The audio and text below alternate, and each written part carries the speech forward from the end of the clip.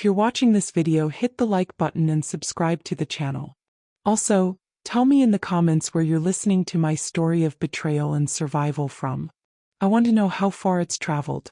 On a blustery Monday morning in the suburbs of Chicago, the wind howled outside our cozy ranch-style home in Oak Park, rattling the leaves like it always does this time of year.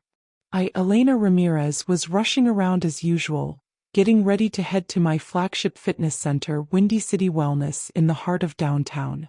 At 58, I'd built that chain from a single garage gym after losing my husband to a heart attack 15 years ago. It was my legacy, my pride, and everything I had left for my only son, Marco. Marco, my 32-year-old boy, was already up, lacing his sneakers for his shift managing one of the branches. He looked sharp in his branded polo, his dark hair combed back just like his father's. Watching him filled me with that warm maternal glow. He was my rock, the one I'd poured my life into. In the kitchen, my daughter-in-law, Sophia, was blending our morning smoothies. Her long ponytail swung as she worked the high-powered blender, chatting animatedly on her phone with a friend about some new yoga trend. Sophia was 30, vibrant, and always so thoughtful. She made a light green detox for me and a thick protein-packed one for Marco, full of nuts and powders to fuel his workouts. "What a gem you are, Sophia," I said, smiling as I grabbed my keys. "You don't just look after your husband, you take care of your swagger too." She turned, her eyes bright, and flashed that perfect smile. "I just want everyone healthy, Mom. Gym food's great, but homemade is safer." Her words touched me. I'd always seen Sophia as the daughter I never had, attentive, lively, and family-oriented. As we headed out, she handed me my container, but in the rush, she swapped them. I ended up with Marco's larger one. I chuckled, thinking it was just a silly mix-up, and tossed it in my bag. Little did I know that forgotten smoothie blender would unravel everything. At Windy City Wellness, during our midday staff huddle, the place buzzed with energy. Trainers laughing about weekend hikes, the scent of essential oils in the air. I pulled out the container for a quick sip and noticed an odd, slightly oily sheen on the rim, like some residue from an additive. "How funny," I muttered. "Sophia must have added extra protein powder or something." The team teased me about it being a power-up for the boss lady, and we all shared a laugh. I showed it to Jamal, my closest colleague and a former EMT who'd switched to consulting on health protocols for my gyms. He was like a brother to me, always there for advice on everything from safety drills to personal stories. "Look at this, Jamal," I said, grinning. "Sophia's getting absent-minded. She put Marco's smoothie in my bag and left this weird film on top. Maybe she's trying to bulk me up." Jamal took the container, tilted it under the fluorescent lights, and rubbed a bit of the residue between his fingers. His face went ashen, like he'd seen a ghost. "Who made this for him?" he asked, his voice low and grave. I frowned, a chill creeping in. "Sophia, like always. She preps for both of us." "Why?" He didn't answer right away. Instead, he grabbed my arm.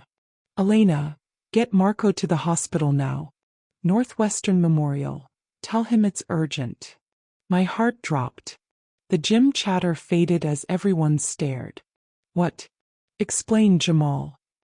He shook his head, eyes wide with urgency. "I can't right now, it's bad. Do it or he won't make it." His voice cracked, and I knew he wasn't joking. Jamal would never scare me like that. I bolted out, calling my driver while texting Marco. "Meet me at Northwestern E. Don't tell Sophia. Say it's a checkup." My mind raced during the drive through Chicago's traffic, past the skyscrapers and Lake Michigan's choppy waves. Marco had been complaining lately. Fatigue after workouts, nausea, muscle cramps. We'd blamed it on overtraining, but now? At Northwestern Memorial Hospital, the sterile halls smelled of antiseptic as I handed over the sample.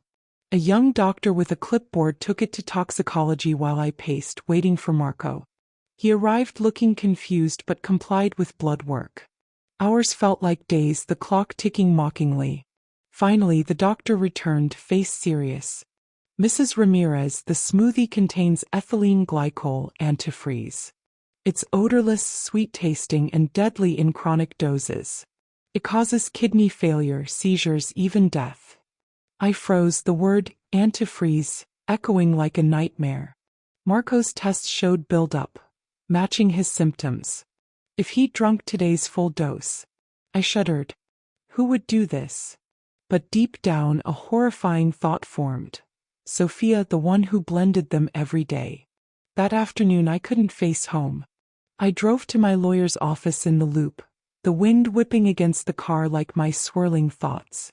Mr. Patel, who'd handled my estate for years, pulled my will. I'd left everything. The gyms, properties, investments, split between Marco and Sophia, whom I'd treated as family.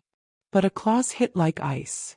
If Marco died first, Sophia inherited his share outright, including control of the business upon my passing. Recent revisions, at Marco's suggestion, added protections excluding her if foul play was suspected, redirecting to charity. Motive stared back at me.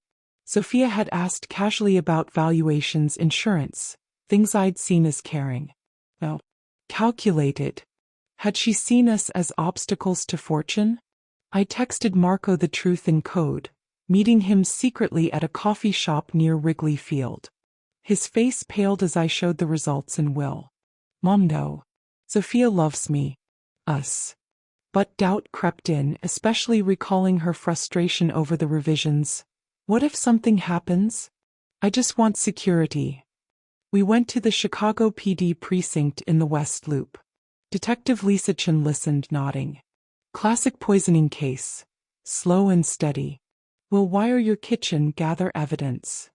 Hidden cams went in that night, disguised as smoke detectors. Back home, Sophia greeted us with hugs and fresh smoothies. Rough day. Her smile seemed genuine, but I watched her eyes. Marco pretended to sip his, dumping it later. Over days, cams caught her adding a clear liquid from a hidden vial. Tests confirmed antifreeze. Phone taps revealed whispers. Debts are piling. Need this done before changes. To force her hand, I staged a loud call with Mr. Patel. I'm donating 80% to animal shelters and community wellness programs. The gyms should help more than just family. Sophia overheard, her face twitching. Cams showed her upping doses, researching faster effects online.